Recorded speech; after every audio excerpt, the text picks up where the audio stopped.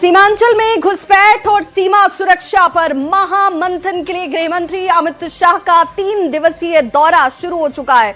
पूर्णिया में केंद्रीय गृह मंत्री अमित शाह का भव्य स्वागत किया गया। उप मुख्यमंत्री सम्राट चौधरी और बिहार सरकार के खाद्य एवं उपभोक्ता संरक्षण मंत्री लेसी सिंह के साथ करीब 27 नेताओं ने केंद्रीय गृह मंत्री का स्वागत किया है। इसके बाद अमित शाह हेलीकॉप्टर से किशनगंज के लिए रवाना हो चुके हैं। सीमांचल के 3 दिवसीय दौरे के दौरान अमित शाह किशनगंज के साथ अररिया भी जाएंगे, जहां समीक्षा बैठक के साथ साथ एसएसबी के कार्यक्रम में उन्हें हिस्सा लेना है। इस खबर पर और ज्यादा जानकारी दे रहे हैं पूर्णिया संवाददाता कुमार प्रवीण। केंद्रीय गृह मंत्री अमित शाह आज से 3 दिवसीय सीमांचल दौरे पर हैं। पूर्णिया एयरपोर्ट से उनका ट्रांजिट विजिट हुआ है और पूर्णिया एयरपोर्ट पर बिहार के उप मुख्यमंत्री सह गृह मंत्री सम्राट चौधरी, केंद्रीय गृह राज्य मंत्री नित्यानंद राय, बिहार सरकार के खाद्य व उपभोक्ता संरक्षण मंत्री लेसी सिंह ने उनका स्वागत किया है। किशनगंज में आज अधिकारियों के साथ बैठक होगी। इसके बाद फिर कल अररिया में गृह मंत्री एसएसबी के कार्यक्रम में शामिल होंगे और उसके बाद और बड़ी खबर इस वक्त आ रही है पटना से, जहां पर तेजस्वी की तरफ से कानून व्यवस्था को लेकर बिहार सरकार पर जोरदार हमला किया गया। बिहार में कानून व्यवस्था ध्वस्त बताई तेजस्वी यादव ने। हर दिन अपराध और क्राइम के आंकड़े बढ़ रहे हैं। तेजस्वी ने ये तमाम बातें करते हुए कानून व्यवस्था को ध्वस्त बताया। हर दिन गोलियां कहीं ना कहीं चल रही हैं। सरकार का डर जो है वो अपराधियों में खत्म हो गया है। बिहार में अपराधी बेखौफ हैं। तेजस्वी यादव ने ये तमाम आरोप बिहार सरकार पर लगाए। प्रतिदिन जो है क्राइम में इजाफा हो रहा है। डेली हत्याएं हो रही है, डेली बलात्कार हो रहा है, डेली गोलियां चल रही हैं। ये दिखाता है कि बिहार में सरकार का इकबाल जो है खत्म हो चुका है और अपराधी जो है बेलगाम हो चुके हैं, क्योंकि सरकार जो है उनको संरक्षण दे रही है। लॉ एंड ऑर्डर जो है पूरी तरीके से ध्वस्त हो चुका है। व्यक्ति चाहे मंत्री हो, मुख्यमंत्री हो या दो उप मुख्यमंत्री हो, कोई जिम्मेदारी लेने को तैयार नहीं है। क्रिमिनल डिसऑर्डर जो है पूरा तरीके से। तो बिहार में शराबबंदी को लेकर सियासी संग्राम जैसे छिड़ चुकी है। कभी हिंदुस्तानी आवाम मोर्चा के राष्ट्रीय अध्यक्ष जीतन राम मांझी, तो कभी एलजेपी-आरवी के राष्ट्रीय अध्यक्ष चिराग पासवान, तो कभी आरएलएम के विधायक माधव आनंद ही अपनी सरकार पर बिहार में लागू की गई शराबबंदी पर सवाल खड़े कर रहे हैं। आज एक बार फिर से इसी शराबबंदी के मुद्दे को लेकर बिहार की सियासी तापमान बढ़ती हुई नजर आई। आरएलएम विधायक माधव आनंद और एलजेपी-आरवी के विधायक हैं राजू तिवारी, उन्होंने सवाल खड़ा करते हुए शराबबंदी की समीक्षा के साथ साथ जहरीली शराब के कारोबार से जुड़े लोगों और शराब पीने वाले लोगों के खिलाफ कड़ी कानूनी कार्रवाई की मांग कर दी। तो वहीं दूसरी तरफ जेडीयू और बीजेपी के विधायक अपने सहयोगी पार्टी के साथियों के इस बात को मानने को ही राजी नहीं है।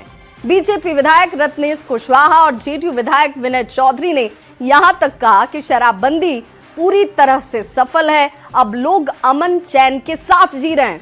वहीं आरजेडी विधायक रणविजय साहू ने कहा कि शराबबंदी के मामले में सरकार पूरी तरह से फेल है। जितनी बातें मुझे कहनी थी सदन के माध्यम से, मीडिया साथियों के माध्यम से लगातार 3-4 दिनों से अपने बातों को रखने का काम किया। मुझे लगता है इस पे जो है अब बहुत ज़्यादा बात करने की आवश्यकता नहीं है, थोड़ा वक्त का इंतजार कीजिए। हम लोग शराबबंदी कानून का 2016 में जब कानून बना था तो सभी दल, पक्ष हो विपक्ष हो, सब लोग समर्थन किए थे। अगर इस परिस्थिति में हम लोग पहले भी जहरीली शराब मिलना दुर्भाग्यपूर्ण है, इसको तुरंत कार्रवाई करना चाहिए। पहले रोड पर लोग चलने नहीं देता था पी करके, कितना रोड लोग पर लुढ़का रहता था। जब जाते थे तो गाली शुरू कर देता था। अब कोई इस पर हंगामा करता है। पहले आता था शराब पी करके पहला काम करता था, पत्नी को पीटता था। शराबबंदी एक बहुत ही सफल कानून है बिहार में, एक मॉडल है और जिसका लाभ पूरे बिहार की जनता को मिला है। उसके लाभ मिली है, घरों में शांति व्यवस्था बहाल हुई है और वो अच्छे तरीके से लागू है। हर राजनीतिक दल की अपनी आइडियोलॉजी होती है, अपने सिद्धांत होते हैं, अपनी नीति होती है, अपना एक नजरिया होता है। उनकी नजरिया अपने तरीके से वो रख रहे हैं, लेकिन जहां तक हमारे दल की बात है, हम लोग शराबबंदी कानून के पक्ष। निश्चित रूप से ये तो शर्मनाक है ना। कौन लोग हैं जो शराब के कारोबार करते हैं? सरकार जानती है। सरकार के संरक्षण में उनके द्वारा, उनके लोगों के द्वारा शराब की डिलीवरी हो रही है बिहार में। तो विधानसभा में आवास योजना को लेकर जमकर हंगामा हुआ। सत्ता पक्ष के विधायक ने ही इस मामले को सदन में उठाया।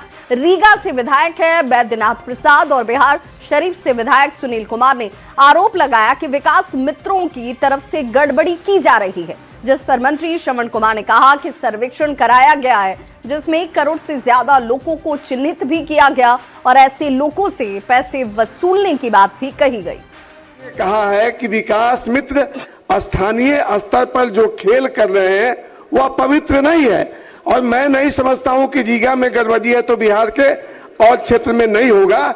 इसीलिए मैं ये कहना चाहता हूं कि अगर सरकार चाहती है सभी लाभुक आच्छादित हो तो इसके लिए दोनों सरकार बात करके सभी छूटे हुए लाभुकों को प्रधानमंत्री आवास योजना से आच्छादित करने के लिए क्या परिणाम मूलक कार्रवाई करना चाहती है। तो हमारे ग्रामीण क्षेत्रों में सभी वर्ग और सभी समुदाय के लोग रहते हैं महोदय, उनकी स्थिति को देखते हुए हमने सर्वेक्षण कराया महोदय, और 1,04,90,000 के नाम आए हैं महोदय। माननीय सदस्य की जो चिंता है महोदय, उसकी हम समीक्षा कर लेते हैं। अगर वहां पर दिक्कत हुई है तो उसका समाधान निकालने का प्रयास करेंगे। सैंपल में दिया है, मेरे रीगा विधानसभा क्षेत्र के सभी पंचायतों में यह समस्या आई है, इसलिए मैं सवाल सरकार से जानना चाहता हूं। प्रधानमंत्री जी का संकल्प भी है कि देश के हर गरीब को हम छत देंगे, प्रधानमंत्री आवास योजना देंगे। सरकार काफी प्रयास कर रही है भ्रष्टाचार पर अंकुश लगाने का, लेकिन बिहार शरीफ विधानसभा के रहुई प्रखंड के रहुई पंचायत में घर घर जाकर प्रधानमंत्री आवास योजना जिनकी स्वीकृत हो गई है, जिनको पैसे आ गए हैं, उनसे 25% वसूला जा रहा है, जिसका वीडियो भी मेरे पास उपलब्ध है। तो बीजेपी के राष्ट्रीय अध्यक्ष नितिन नवीन ने कांग्रेस पर जोरदार और तीखा हमला किया। उन्होंने आरोप लगाया कि गांधी परिवार ने हमेशा देश के हितों से समझौता किया और अपने राजनीतिक स्वार्थ को प्राथमिकता दी। नितिन नवीन ने कहा कि यह कोई नई बात नहीं है, बल्कि आजादी के बाद से ही कांग्रेस की राजनीति में कॉम्प्रोमाइज की परंपरा रही है। नितिन नवीन ने देश के पहले प्रधानमंत्री जवाहरलाल नेहरू का नाम लेते हुए कहा कि एक समय उन्होंने 45 करोड़ जनता को लायबिलिटी बताया था। उन्होंने यह भी आरोप लगाया कि नेहरू का संबंध विदेशी ताकतों से रहा और उनका सचिवालय विदेशी एजेंसियों के लिए हमेशा खुला रहता था। बता दें कि राहुल गांधी ने अपने बयान में कहा था कि केंद्र सरकार ने अंतर्राष्ट्रीय मंचों पर भारत के हितों से समझौता किया। उन्होंने आरोप लगाया कि अमेरिका के साथ ट्रेड डील और राजनीतिक रिश्तों में पारदर्शिता नहीं बरती गई। दिखता है कि राहुल गांधी की पूरी राजनीति कंप्रोमाइज लीगेसी को ही आगे बढ़ाने वाली रही है, जिसके अंतिम दूत बनकर राहुल गांधी सामने नजर आ रहे हैं। और दूसरी ओर पूरे कांग्रेसियों की जो अराजकतावादी मानसिकता को राहुल गांधी लगातार आगे बढ़ा रहे हैं, वो दिखता है कि राजनीति की जो कंप्रोमाइज एटीट्यूड रहा है उनका, पहले देश की हितों को कंप्रोमाइज करना, देश की राजनीतिक दिशाओं को कंप्रोमाइज करना, और मैं तो कहता हूं कि बड़े पैमाने पे जो युवाओं का एक सकारात्मक सोच आगे बढ़ने की बात आती है, जो देश आज सबसे बड़ी युवा आबादी के साथ खड़ा है, उस युवाओं को भी गलत रास्ते पे भटकाने का काम कोई कर रहा है। तो ये सोनिया, राहुल और जो कंप्रोमाइज मिशन के तहत चल रहा है भारत के लिए, वो निश्चित रूप से हम सबको सचेत होने की बात है।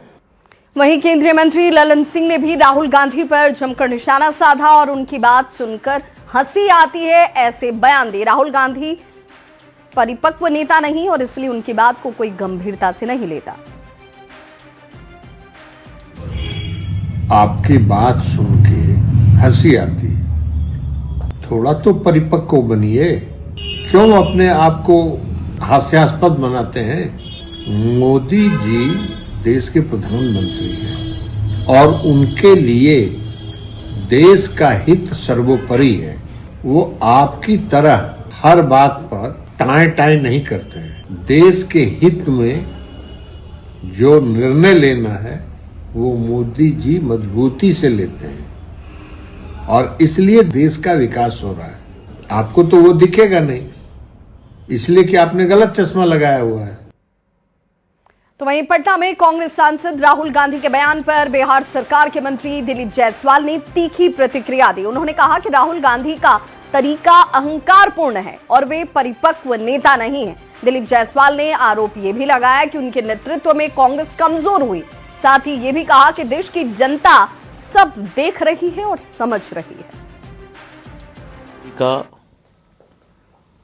स्टाइल ऑफ टॉकिंग, बात करने का तरीका अहंकार का है।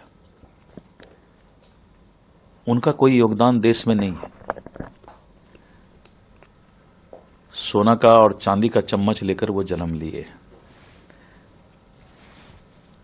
इसीलिए कांग्रेस के बड़े बड़े नेताओं ने बयान देकर कहा कि हम नेहरूवादी हो सकते हैं, इंदिरावादी हो सकते हैं, लेकिन हम राहुलवादी नहीं हैं।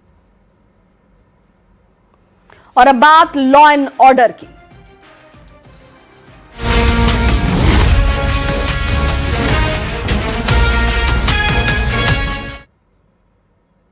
बक्सर से बड़ी खबर आ रही है, जहां जयमाल के दौरान प्रेमी ने दुल्हन को गोली मार दी। प्रेमी ने स्टेज पर चढ़कर दुल्हन को गोली मारी। मुफस्सिल थाना के चौसा नगर पंचायत की यह घटना, दुल्हन के पेट में गोली मारी गई। एसपी शुभम आर्य हालांकि अब इस पूरे मामले की जांच में जुट गए।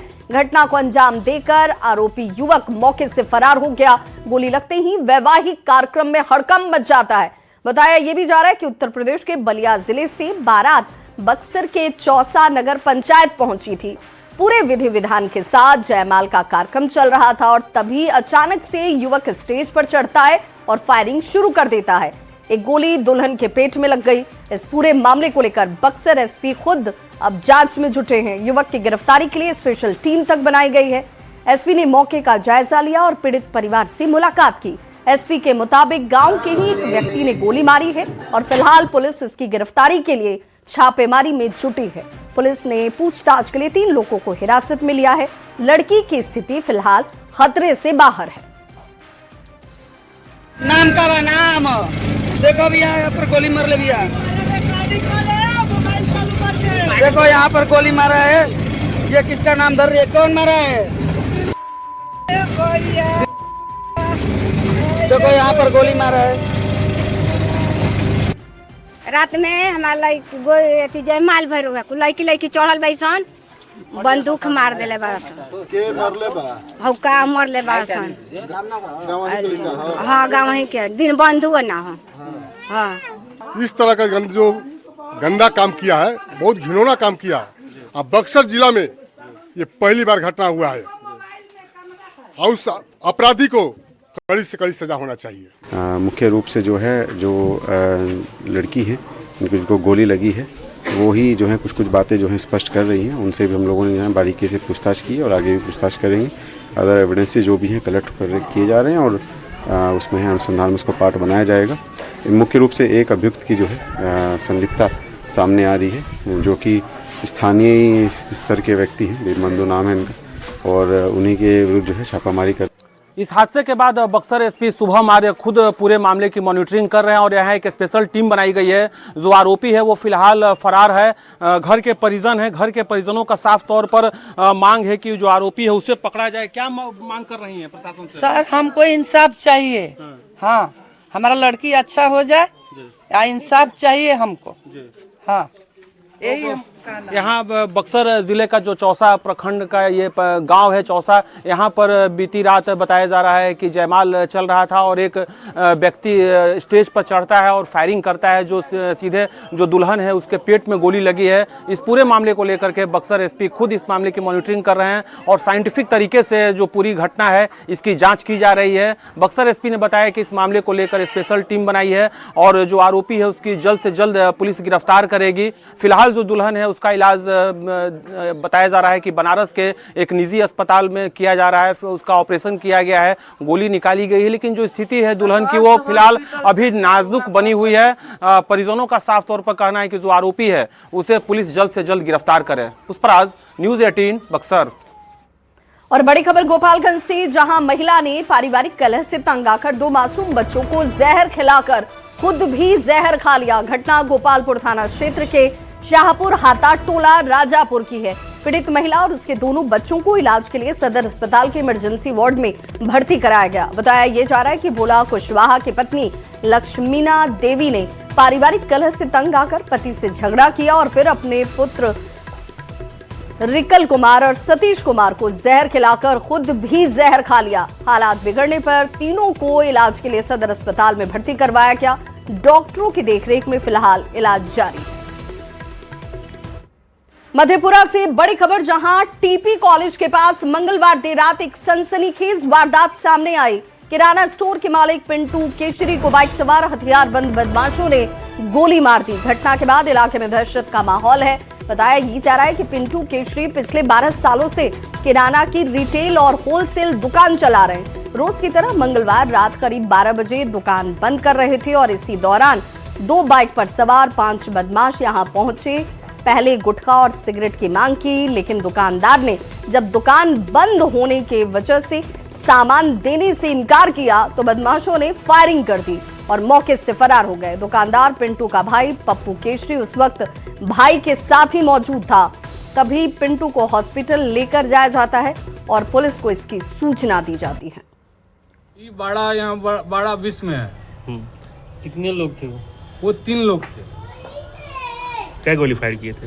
वो 1 गोली फायर किया। रात में पिंटू केसरी अपना उनका कोई दुकान था बंद करके बढ़ा रहे थे, उसी में मोटरसाइकिल से आया और सिगरेट और गुटखा मांगने लगा तो बोले दुकान बढ़ा दिए हैं। इसी बात पर लेकर के गोली चल रही है जो पिंटू केसरी की जबड़ा में लगा है, कि उनको इलाज के लिए मेडिकल कॉलेज भेजा गया। वहाँ से सूर्य हॉस्पिटल रेफर कर दिया जो आउट ऑफ डेंजर है। उनके बयान के आधार पर कांड किया जा रहा है और सीसीटीवी के फुटेज को हम लोग अवलोकन कर रहे हैं। जल्द ही कांड को उद्भेदन। और चलिए अब नजर डालते हैं देश दुनिया की खबरों पर।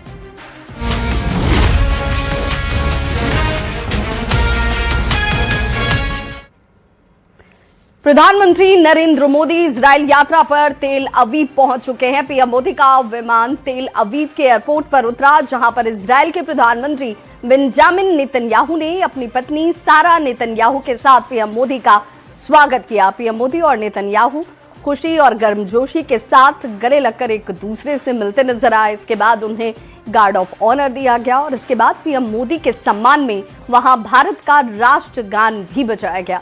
इजरायली पीएम ने एक्स पर एक वीडियो भी साझा किया जिसमें उन्होंने लिखा, मेरे प्रिय मित्र प्रधानमंत्री मोदी, आपका इजराइल में स्वागत है। करीब 9 साल के बाद प्रधानमंत्री नरेंद्र मोदी राजकीय यात्रा पर इजराइल पहुंचे हैं। पीएम मोदी नेसिट यानी कि इजरायली संसद को भी संबोधित करेंगे। ऐसा करने वाले वो भारत के पहले प्रधानमंत्री होंगे। तो अमेरिका के राष्ट्रपति डोनाल्ड ट्रंप ने अपने स्टेट ऑफ द यूनियन संबोधन के दौरान भारत और पाकिस्तान को लेकर एक चौंकाने वाला दावा कर दिया। उन्होंने कहा कि दोनों देशों के बीच हालात इतने बिगड़ चुके थे कि मामला परमाणु युद्ध तक पहुंच सकता था। ट्रंप ने सांसदों को संबोधित करते हुए कहा कि अगर मैंने हस्तक्षेप नहीं किया होता तो भारत और पाकिस्तान परमाणु युद्ध में उतर जाते। करीब 3.5 करोड़ लोगों की जान जा सकती थी। यहां तक कि पाकिस्तान के प्रधानमंत्री भी बच नहीं पाते।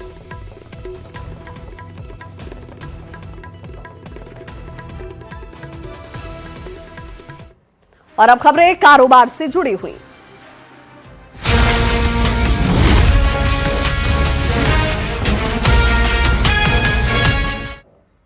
तो भारतीय शेयर बाजार बुधवार को लगभग सपाट बंद हुआ। 25 फरवरी को शेयर बाजार में कारोबारी सत्र के दौरान भारी उतार चढ़ाव देखने को मिला, जिस वजह से सेंसेक्स 50 अंक की बढ़त के साथ 82,276 अंकों के स्तर पर बंद हुआ, जबकि निफ्टी 57 अंक बढ़कर 25,482 अंकों के स्तर पर बंद होता है। मिड कैप शेयरों की बात करें तो पूरे दिन उतार चढ़ाव देखने को मिला। निफ्टी मिड कैप 50 मार्केट बंद होने तक 109 अंक के बढ़त के साथ 16,828 अंक पर बंद हुआ। शुरुआती कारोबार में आईटी शेयरों के बाजार को मजबूत बनाने का काम किया और बाद में बाजार को मेटल और ऑटो स्टॉक्स ने संभाल लिया।